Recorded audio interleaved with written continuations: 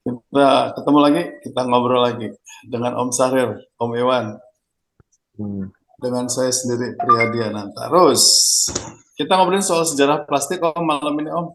sejarah plastik, iya. Ya, Eh, kita ngelanjutin obrolan tentang plastik. Ini kita sendiri belum pernah ngebahas mengenai plastik itu apa sih sebetulnya, dari mana dia datangnya? Kok bisa orang tiba-tiba "Wah, kita bikin plastik ya?" Kan ada ceritanya nih. Ya Om, Om Iwan udah siapin apa nih Om? nih ceritanya. Eh, Ada hubungannya sama bola biliar rupanya Om ya? iya, begitulah. Ini gambarnya juga ada gambar bola biliar. Eh, permainan ini sejak abad ke-14 loh. Awalnya itu ternyata di lahan rumput, kemudian Eh? berkembang menjadi permainan di atas meja dan pakai bola. Pertama mereka bikin bolanya dari kayu, kemudian Hmm. dari gading. Nah, mulai masalah setelah gading udah kebanyakan diambil dan mulai ada larangan-larangan, si produsen produsen bola dan meja biliar itu bikin kontes. Nah, Hmm. John Wesley Hyatt tahun 1863. Jadi ini tahun 1863 ya. Dia Hmm.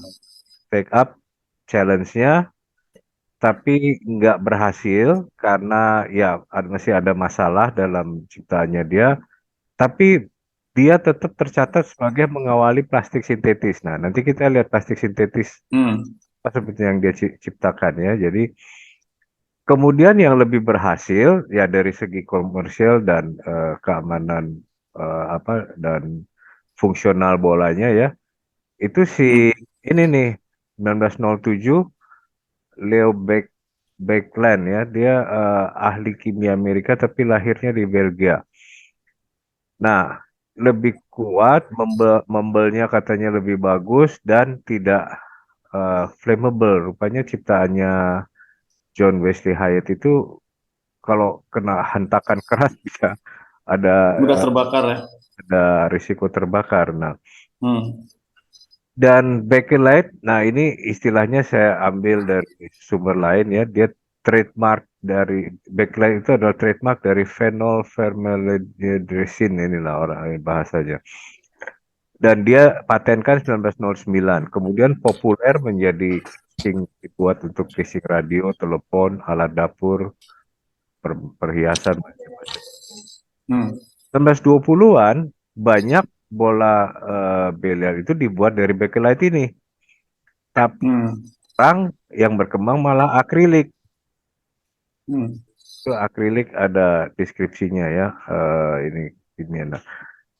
Kita lihat sebetulnya ya, sebetulnya mulai 1907 mulai si Leo Baekeland itu mulainya fosil base. eh, jadi bakelite itu adalah berbasis fosil fuel dia karena dia campuran batu bara dengan apa gitu ya saya baca. Jadi Hmm. malah yang berkembang sejak itu tuh yang fosil fuel berbasis fosil fuel ya sampai yang Hmm. terakhir polyethylene 1933. Nah,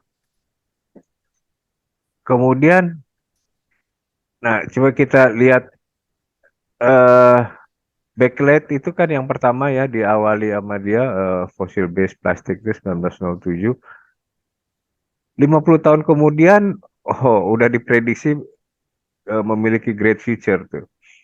Eh, Hmm. tahun 67 kita kita pernah ambil cuplikannya juga kan di tayangan apa mitos recycle dari film The Graduate. Dan memang tahun 70-an ke sana lah berkembangnya ya. BASF di Indonesia sendiri berdiri tahun 76, tapi 2011 baru mulai bikin aditif. Nah, tahun 80-an inilah petrochemical industry berkembang di Indonesia. Kemudian kita tuh termasuk awal tuh, karena eh, Malaysia sama Filipina sendiri tahun 70-an baru berkembang. Hmm. Eh, apa petrochemical industry di Vietnam 2018 bahkan. Kamboja Hmm. tahun 70-an. Ya, yang paling apes Kamboja. Dia 70-an tuh dia mulai impor. Tapi petrokimianya belum bisa berkembang karena minyak bumi baru bertemu tahun 2020 pada saat orang udah rame-rame menghujat plastik. Jadi Hmm. baru mau bikin industri kimia. Nah, inilah jadi 50 tahun sejak pertama itu udah diprediksi Great Future. Tapi Ya. 45 tahun semenjak tahun 67 film tahun 67 itu yang memprediksi Great Future itu, plastik udah dianggap buruk tuh. Kenapa tahun Hmm. 2000-an sudah mulai nih suara-suara ini kan. Jadi sejak diciptakan 50 tahun kemudian diprediksi Great Future, tapi sejak diprediksi Great Future itu 45 tahun kemudian sudah muncul nih hujatan-hujatan Hmm. terhadap plastik. Jadi, nah kemudian ini lagi kontributornya nih ya, kontributornya kita termasuk 6 dari 11 negara ASEAN. Jadi kalau di ranking dunia itu, ranking kedua, 3, 4 itu negara ASEAN, ranking ke-6, ranking ke-8 itu juga negara ASEAN ya. Dan ini karena posisi kita di sebelah baratnya Pasifik, jadi Pacific Patch itu bukan tidak mungkin ya asalnya dari kita. Ya, Negara-negara kita mengkontribusi juga ya, Om. kita berkontribusi ke Pacific Patch. Ya. Eh, Kemudian, nah, 1 abad semenjak kelahirannya itu, 2002 sudah ada negara pertama yang memban plastik ya. Jadi kalau ini kita lihat penemuan-penemuan penting di plastik itu tahun 33, tahun 41 sama tahun 59. Tahun 59 itu plastic bags. Dan Hmm. kita itu walaupun tahun 80-an baru ada industri petrokimia, tapi kita termasuk early adapter. Tahun 60 tuh sudah ada importir kantong plastik dan dia pasang iklan ini, Hmm. temukan iklannya nih. Kemudian ya tahun 70-an lah. Jadi kalau tahun 67 diprediksi Great itu, tahun 70-an memang mulai merambah ke Ya. negara-negara berkembang ya. Sampai Oh, memang mm, memang bisa dimengerti sih kenapa di tahun 63 itu di mm, film itu mm, sampai ada skenario bahwa plastik akan menjadi masa depan yang gemilang gitu ya.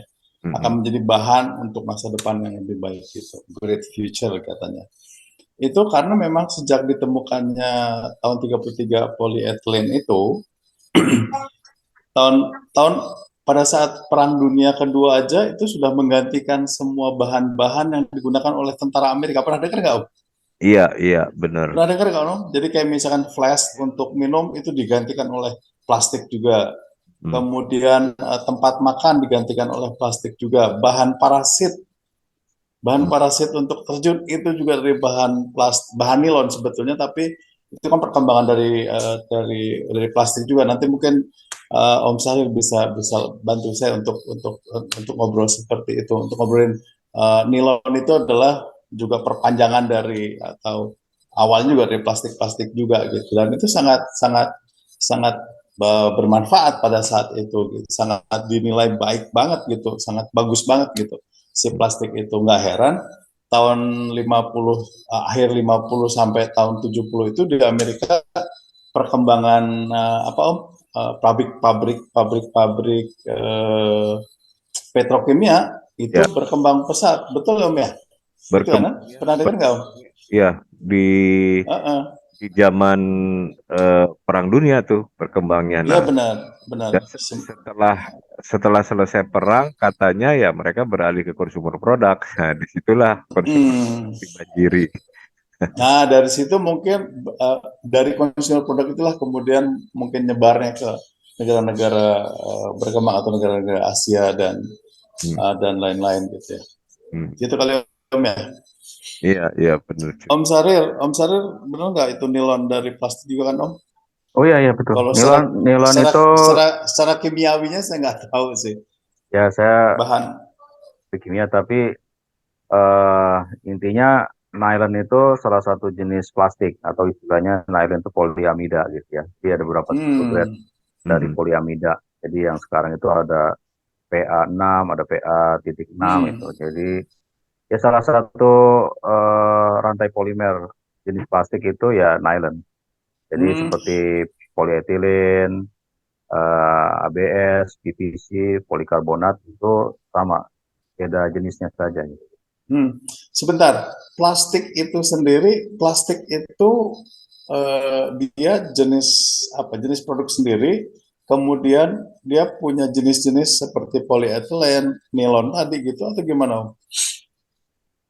Ya, asal muasalnya kan plastik dari polimer ya, dari minyak bumi yang diekstrak atau Mm-mm. diproses menjadi beberapa tipe gitu. Nah, Hmm. proses-prosesnya itu mungkin orang petrokimia lah yang mengerti. Saya sebagai Hmm. aplikator ya, pengguna plastik, jadi tiap jenis plastik itu berbeda penggunaannya itu. Hmm. Seperti polietilen kan lebih banyak dipakai untuk packaging, seperti eh, plastik shopping bag atau juga plastik lembaran, kantong kresek dan Hmm. lainnya gitu. Juga bisa buat botol. Untuk produk-produk otomotif atau produk-produk yang komponen perlu perlu kekuatan dan daya tahan terhadap eh, kondensasi ya seperti nylon yang kuat itu aplikasinya berbeda gitu. Itu Pak. Oke, oke. Kan daya tahan terhadap Lanjut, Om. impact.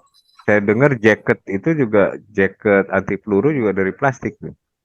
Daya tahan Iya, impact dan Ya, ada ke benar. jadi barusan saya jadi sekarang ada juga istilahnya itu plastik reinforcement. Jadi plastik yang diperkuat. Jadi ada semacam komposit. Jadi bahan plastik Hmm.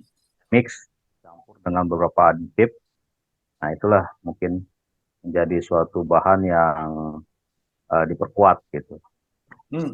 ya, karena Saya pernah punya jaket yang jenis bomber, jaket bomber gitu ya. Modelnya itu jaket bomber. Dan itu bahannya itu seperti plastik. Dia selain tahan air, tahan api juga. Tahan api itu maksudnya dengan korek api ya. Dengan korek api dia tidak terbakar gitu. Nggak tahu dengan kebakaran yang besar. Tapi dengan korek api dia tidak terbakar gitu. Dan itu juga plastik tuh. Luar biasa nggak sih plastiknya? ya, ya ada Ya, ya plastik yang tidak mudah terbakar juga. Jadi, nah saya bahkan ada yang lucu. Saya baca artikel ini negara-negara yang mulai mau ke apa ke sustainable energy kan, mulai bangun kincir-kincir apa generator wind power ya pakai ini kan gede-gede tuh tinggi-tinggi dibangun itu blade-nya itu campuran plastik semua. Sampai Sekarang ya. kalau wind power kayak karena ringan ya tapi kan sampai ya mereka sustainable dari segi energi tapi kemudian pada saat wind powernya terhenti mereka bingung juga mau dibuang kemana nih blade-nya blade-nya Ya. kincir-kincir angin itu. Nah, itulah jadi satu abad, dalam satu abad sudah ada negara yang pertama yang memban ya, dan tahun 97-an sudah ditemukan masalah di Pasifik itu ya. Jadi, nah, satu abad setelah penemuan yang pertama itu juga sudah ada prediksi UNEP bahwa tahun 2050 akan lebih banyak dari ikan tangkapan nih jumlahnya nih. Jadi, temuan-temuan penting di Jumlah sampah plastik ya Om ya. Jumlah sampah plastik yang mengalir ke laut akan lebih banyak Hmm. daripada ikan tangkapan gitu. Ngambilnya kira-kira satu abadnya tuh dari sini nih kan temuan-temuan penting di plastik tuh kan yang kemudian berkembang semuanya secara komersial ini nih kan polietilen, PET, plastik bag. Nah, Hmm. ramalannya berarti kan sekitar satu abad tahun 2050. Nah, inilah gambarnya, ilustrasinya dari Hmm. UNEP. Banyakkan plastik Hmm. dan ikan tangkapan gitu. Iya. Nah, ya gitulah. Nah, tapi saya kemudian pengen angkat sedikit ya, kita ingin angkat sedikit tentang ini nih. Yang polimer yang dikembangkan dari selulosa ya. Jadi Hmm. dahan singkong itu mengandung 57% selulosa. Makanya banyak sekarang produksi plastik sintetis dari singkong ya. Dan kemudian Om, sorry. mm, Selulosa itu yang tadi di tahun berapa 1860-an ditemukan oleh betul, Haidt itu bukan Om betul, selulosa ini. betul. Betul ya? Betul, itu dia. Tapi kemudian kan waktu itu dia terhambat dengan performance produknya diungguli oleh temuannya Beckelen itu kan 1907. Hmm. Nah, kemudian sejak itu berkembanglah yang produk unggulnya yang bioplastik, tapi pertama ditemukan yang tahun 1863 itu sebetulnya itu selulosa. Selulosa itu ya kan? Nah, sekarang dengan mulai sudah ada lagi yang berkembang ya selulosa ini, jadi eh, bioplastik dari jagung, rumput laut dan tumbuh-tumbuhan lainnya itu sudah ada juga. Bahkan kan kita baca juga ada. Jadi pernah dikirimin apa sedotan yang langsung bisa dimakan gitu kan? Hmm. Ya Yang jadi dari jagung. ya kalau saya pengalaman saya lain lagi sih Om. eh Hmm. Makan mie yang langsung mangkoknya bisa dimakan. Ternyata Ya, mangkoknya ya, terbuat ya. dari pangsit, pangsit gede. Itu Kalau cerita itu bukan bukan bukan selulosa, Om. bukan selulosa Itu, ya, kalau itu tepung terigu. tepung terigu. Nah, nah Nah, itu ya gimana Om? Ada pendapat Om? Ada info Om Sarir? oh nggak, yang tadi itu wadah dari tempat yang bisa dimakan ya, kalau apa namanya, tidak tahan panas. Jadi mie pangsitnya mungkin kering kali ya, atau nggak terlalu basah, karena pasti nggak nyampe 5 menit juga udah Iya, pasti iya, lumer, sama mungkin bisa langsung bocor. kering. Tapi Jangan-jangan campur plastik itu. lucu juga kalau bisa makan bakso, bakso kuah gitu ya, bakso kuah panas-panas, kemudian selesai mangkoknya pun bisa dimakan gitu ya. Tuh udah ada Ya. makan itu ya. Yang ada di Bandung itu adalah pancake, Om. Jadi pancake tapi mangkoknya itu. Cuman pancake-nya itu kan campur es krim, jadi dia dingin Nah Hmm. itu. dan tidak Tapi memang menggunakan kuah. ya, jadi kelemahannya selulosa ini ya tidak tanas gitu, Nggak Ya, karena tahan tidak tahan. panas ya, mungkin itu ya, itu yang ya. Ya panas, sehingga kita kenapa mulai ditinggalkan selulosa Ya. sebelumnya gitu. hmm, ya, cuman researchnya masih berlanjut terus ya. Kita berharap aja nih ya. Jadi kenapa kita angkat tentang selulosa? Karena yang pertama ditemukan sebelum Leo Baekeland itu sebetulnya selulosa. Apakah nggak mungkin Hmm. kita Hmm. kembangkan sehingga yang sekarang bisa lebih tahan panas segala macam? Jadi kita bertanya, Bisa, bisa, tapi tetap harus harus ada mixing ya. Tidak hmm, mungkin Ya. 100% selulosa, karena pasti harus ada campuran bahan aditif lainnya seperti plastik juga, untuk supaya dia hmm. bertahan panas. Mungkin pernah pada pernah dengar mungkin ya di beberapa tahun yang lalu itu sudah ada produk eh, plastik bag yang terbuat dari berbahan dasar singkong kan, Oh iya, ya. sehingga yang dari Bali, sehingga pada saat dia dibuang itu edible, itu bisa dimakan oleh si kambing atau Ah, sapi gitu. mungkin perlu kajian juga, karena istilahnya itu kan biodegradable ya. Tapi Mm-mm. untuk dijadikan sebagai shopping bag atau kantong belanja, itu mungkin perlu diuji apakah itu 100% degradable, yang dalam artian seperti selulosa 100%. Karena sekarang kan udah lagi benturan juga ya, biodegradable dengan microplastik. Jadi Iya. jangan sampai nanti Hmm. ternyata plastik dengan brand biodegradable, tapi kenyataannya jadi apa, dampak yang berbeda gitu ya. Di Mm-mm. mikroplastik itu juga kan menjadi isu juga sekarang. Mm-mm. Apa ininya Om Sarif bisa diulangi dong? Ya, Dengan sorry. apa namanya tas kresek, dengan contoh tas kresek yang terbuat dari bahan singkong, kalau saya nggak salah dengar waktu itu di Bali itu, apa isunya Om? Ya, isu biodegradable itu adalah eh, mikroplastik ya. Jadi memang biodegradable itu cepat terurai. Tapi kalau Mm-mm. memang dia 100% dari bahan kasava atau dari jenis lainnya ya, seperti jagung gitu, Tumbuhan.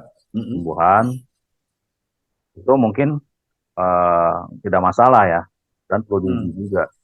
Tapi kekuatannya itu tidak akan lebih baik Hmm. dibandingkan Mm. kalau dia dicampur. Jadi ada biodegradable juga yang lapisannya itu dari plastik.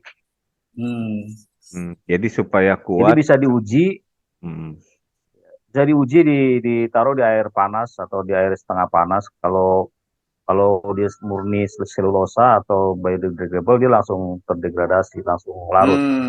Berarti nggak bisa juga untuk tas yang bawa pisang goreng panas, Om ya? Kalau betul-betul dari tumbuhan, ya Makanya itu kan? perlu diuji juga, ya. Perlu diuji juga, tahan sampai berapa panas gitu. Iya, iya. Karena kenyataannya kalau yang asli itu dilarutkan air aja udah apa terdegradasi itu, Sudah terurai ya. Saya udah itu terurai. pernah dikasih Hmm. yang bahannya kayak bahannya tuh aneh gitu kan ya. Bukan aneh lah, kita tidak biasa ya. Dari tas kresek biasa menjadi tas yang kayak kain gitu. Apa bentuk apa Oh, namanya? itu spunbond, Pak. Itu bahan plastik juga, namanya eh, polipropilen spunbond. Itu jenis Hmm, plastik juga. Ya makanya beberapa pemerintah kota atau pemerintah daerah kan seperti Bali melarang single use plastik ya, ya mm-mm, pembatasan atau pelarangan kantong kresek. Nah itu digantinya adalah plastik non-woven, plastik yang bisa mm, dipakai berulang-ulang. Nah itu istilahnya itu spunbond ya, plastik spunbond atau tas jinjing yang bisa digunakan kembali. Nah itu bahannya ada beberapa jenis. Yang paling banyak dipakai memang bahan plastik polipropilen atau PP. Bisa juga menggunakan kain juga bisa. Ada polyester juga juga ada.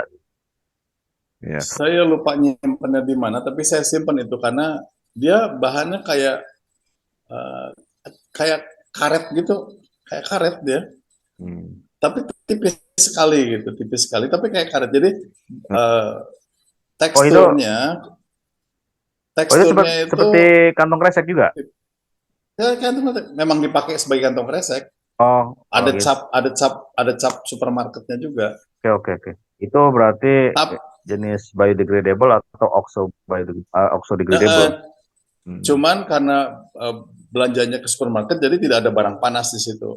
Enggak, dan saya pun tidak kepikiran untuk bisa ngetes sampai Nah, harus direndam dengan air panas gitu. Cuman hmm. anehnya itu kan sudah bertahun-tahun yang lalu, mungkin 5-7 tahun yang lalu lah itu sudah di apa namanya sudah disiarkan gitu. Tapi malah tidak berkembang juga. Gitu. Nggak ngerti kenapa. Apa jadi lebih mahal harganya nggak tahu juga sih.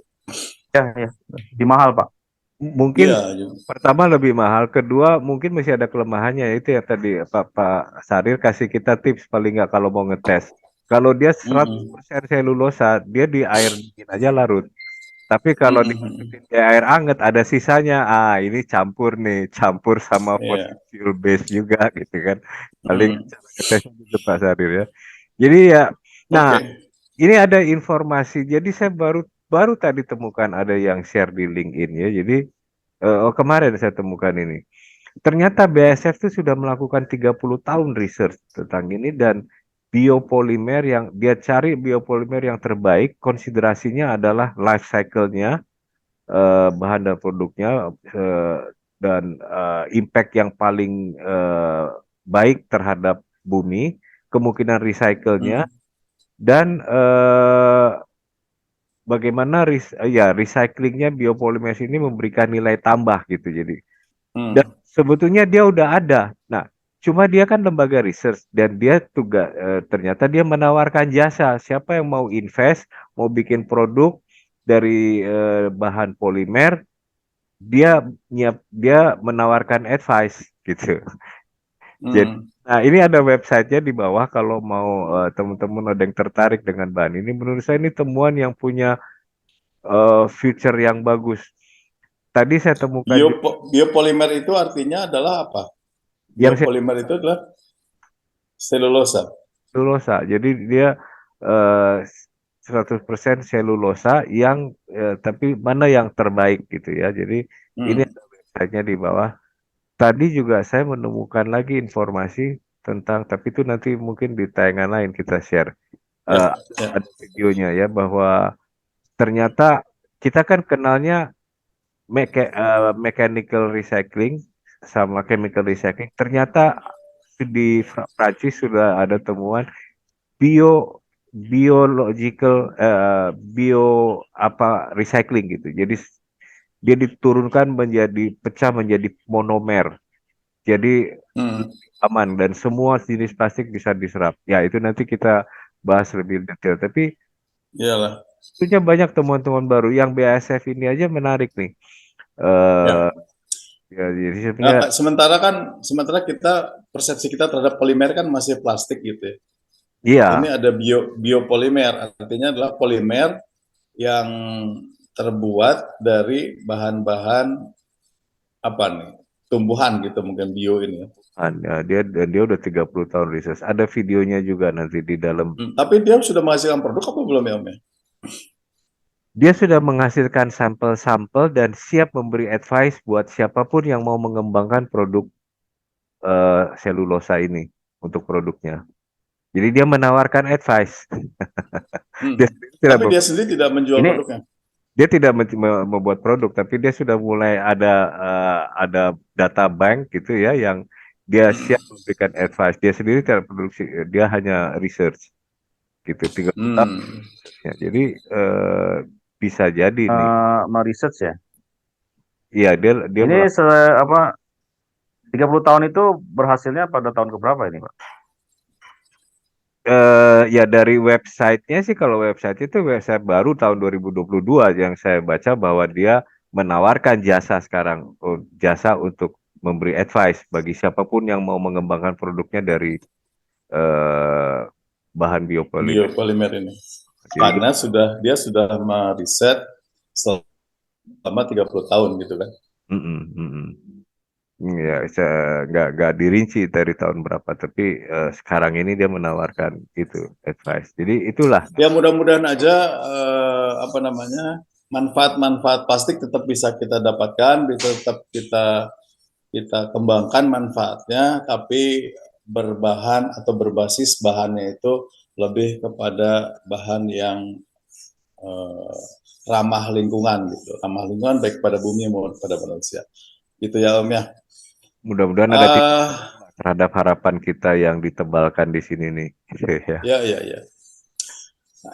Kita sudah sampai di ujung waktu Ya. ngobrol kita nih. Sudah hampir habis waktu ngobrol kita. Tantangannya Terakhir, apa nih Om? nah Hmm. tantangan abad ini yaitu kita ya sambil nunggu perkembangan lebih lanjut, apalah siapa yang mau invest dari researchnya BASF ya, Hmm. kita kurangi aja pemakaiannya dan ke produk-produk kita sebanyak mungkin kemasan kalau bisa didesain dari yang lebih bisa di recycle dan kembangkan Hmm. alternatif. Nah, alternatif itu contohnya udah ada BASF punya. BASF tadi ya. Dan sebetulnya saya Oh. belajar sesuatu, ada istilah bioplastik, kemudian ada yang tadi Pak Sari bilang biodegradable dan compostable. Nah, ini ada definisinya. Jadi kalau biodegradable itu dia dapat dekompos oleh bakteri dan organisme lainnya. Kalau compostable itu dia dapat berasimilasi, jadi pada saat dia hancur dibuang di tanah, berasimilasi dengan tanah tanpa dampak negatif, tanpa tidak toksik. Nah, ini jadi Ini dua. kayaknya ini kayaknya perlu ada topik tersendiri, perlu ada topik obrolan tersendiri nih Om, Iya, saya untuk mengutip jenis-jenis plastik yang seperti ini ya. betul. Karena nggak cukup waktu kita ngobrolin yang begini-begini. Ini kayak kita kembali ke zaman sekolah. Kita ngenalin lagi mengenai kompos, dekompos, kemudian asimilasi itu bahasa-bahasa sekolahan dulu. Saya cuma Oke, Om Iwan terima kasih. Om Sarir ada tambahan? Hmm. Yes. Ya baik, dari saya ya intinya seperti yang pernah saya sebutkan atau uraikan dari podcast terdahulu, plastik itu memang tidak harus benar-benar ditakuti. Jadi Ya. harus tetap kita coba bagaimana menggunakan plastik lebih beradab lah, dalam artian bagaimana 3R ini kita bisa coba terapkan khususnya di diri kita Hmm. dan bagaimana di masyarakat. Ya. Pengurangan plastik, menggantikan plastik itu suatu keharusan, tapi memang perlu waktu untuk ke arah sana karena belum ada jenis plastik yang atau pengganti plastik yang benar-benar mampu Hmm. sama persis dengan polimer plastik. Ya. Ada, tapi itu baru sebagian kecil. Hmm. Dan tentunya keekonomiannya ini yang perlu diperhatikan. Oke lah, negara-negara maju mampu untuk membuat seperti itu karena banyak mungkin pertimbangan apa namanya alam atau sumber daya yang baik. Tapi negara-negara berkembang, negara yang tidak mampu, pasti selalu berpikir tentang keekonomian. Jadi pasti akan selalu berbenturan seperti itu. Ya, jadi kita harus bijaksana dalam menyikapi. Ya, Sepakat. gitu dari saya. Saya pikir semuanya kembali kepada kita gitu ya. Karena kalau kita lihat dari sejarahnya tadi kan sudah sejak tahun 1863 sudah mulai diusahakan untuk mencari pengganti gading tadi, yaitu berupa bahan-bahan sintetis gitu ya. Nah, kemudian ditemukanlah tahun 1903 sejenis plastik gitu. Nah, saya pikir kita sudah lebih dari seabad menggunakan plastik dan manfaatnya sudah kita ketahui bersama. Balik lagi kepada sikap kita setelah kita menggunakan plastik, gimana gitu. Kan ini masalah itu karena sikap kita. Masalahnya itu karena perilaku kita sendiri gitu. Jadi semua kembali kepada kita. Mau aman nggak plastiknya? Ya kita sendiri yang harus menggunakannya dengan aman. Kan gitu ya. Mau berbahaya nggak? Ya tergantung kita juga. Mau bahayain bisa. Mau aman-amanin bisa. Cuman kembali seperti yang tadi disampaikan Om Iwan juga dalam presentasinya. Kalau ada usaha mengenai pengganti plastik yang lebih aman, ya kita senang banget gitu. Jadi manfaat plastik tetap kita dapatkan, tapi bahannya itu aman bagi manusia dan bagi bumi kita. Itu mungkin Om Iwan dan Om Syafir ya. Obrolan kita malam ini kita tutup dulu. Kita ketemu ngobrol lagi untuk topik-topik yang tadi ada kita kita sebutkan tadi Om Iwan. Jenis-jenis plastik itu luar biasa itu kalau kita obrolin bisa setengah jam lagi. Dan temuan-temuan baru ada lagi yang bisa kita angkat nanti coba kita gali. Ya. Oke. Om Iwan terima kasih, Om Syarif terima kasih. Sampai ketemu lagi. Terima kasih. Selamat malam. Yo, selamat malam. Bye. Bye. Bye.